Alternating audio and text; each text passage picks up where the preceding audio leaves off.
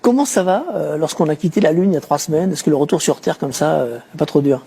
Faut récupérer beaucoup d'énergie, le contre-coup, et puis on se rendait pas vraiment compte de ce qu'on avait fait à la Coupe du Monde, mais le retour à la normale nous le rappelle tous les jours qu'on a fait quelque chose de fantastique. Ah, vous avez multiplié les festivités, vous avez été reçu par le roi du Maroc, vous avez été fêté par le peuple marocain. On va voir quelques images dans les rues de Rabat.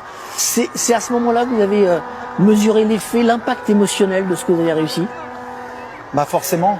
Moi, je l'avais vécu en 2004 après notre retour de la CAN, donc je savais qu'on allait avoir un accueil de ce niveau-là. C'est plus pour les joueurs aussi, parce que quand on leur disait que quand on allait rentrer au Maroc, ils allaient voir quelque chose de fantastique, ils s'en sont rendus compte, et on le voit là sur les images sur le bus, que voilà, ils sont tous heureux, ils se rendent compte qu'ils ont rendu des millions de personnes heureuses.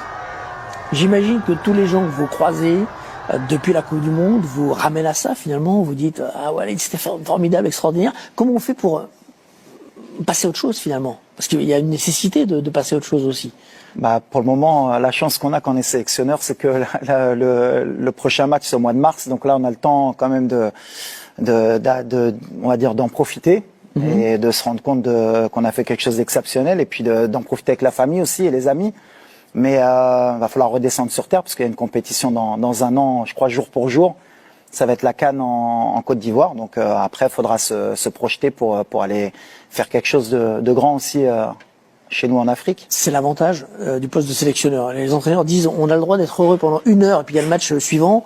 Vous avez 1 an. On a 1 an, en tout cas jusqu'au mois de mars. Ouais, c'est ça. Ouais. Vous avez également changé de statut, finalement.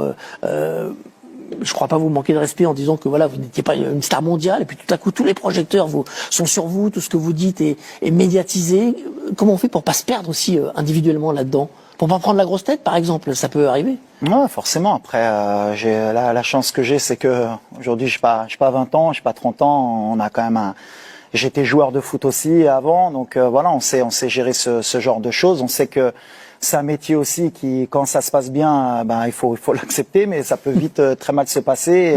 Et on sait qu'il y aura le retour de bâton quand ça ira mal. Donc voilà, aujourd'hui, je me pose pas ce genre de questions de se dire si ça va ou ça va pas. On avance et on se concentre sur le prochain objectif. Le Maroc a bénéficié d'un soutien très important, pas seulement de ses supporters. Le monde arabe au sens large était derrière vous. L'Afrique aussi, c'est ce qu'on a dit. Je me tourne vers vous, Habib, vous qui êtes international sénégalais. Franchement, est-ce que les pays de l'Afrique subsaharienne étaient tous ravis? Parce qu'il peut y avoir un peu de jalousie. Vous auriez préféré que le Sénégal soit en demi-finale, non? Il n'y a pas de gros lien entre le Sénégal, le Ghana, le Cameroun et finalement le Maroc. Non, mais il faut être très honnête. Même parfois, on a essayé de créer une scission en quelque sorte entre le Maghreb et justement l'Afrique subsaharienne, ou éventuellement le Sénégal, le Mali, toutes les équipes, le Ghana, le Nigeria. Et ce que j'ai aimé, moi, dans le discours de Walid, c'est qu'à chaque fois, il a rappelé que c'était aussi l'Afrique qui triomphait. Et il l'a dit à chaque conférence de presse. Il était très content pour le Maghreb, pour le Maroc, mais il a aussi associé l'Afrique.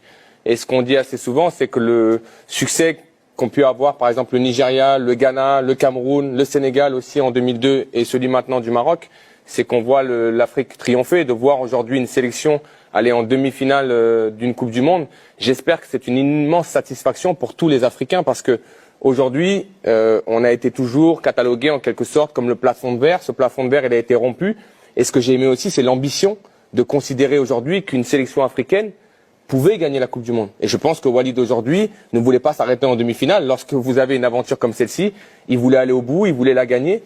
Et c'est ça qui est intéressant. Maintenant, ça a existé. Il ne faut pas se cacher. Il y a eu parfois cette scission entre l'Afrique, type Nigeria, Ghana, Sénégal, tous ceux et puis le Maroc et le Maghreb ou l'Algérie qui étaient un petit peu séparés.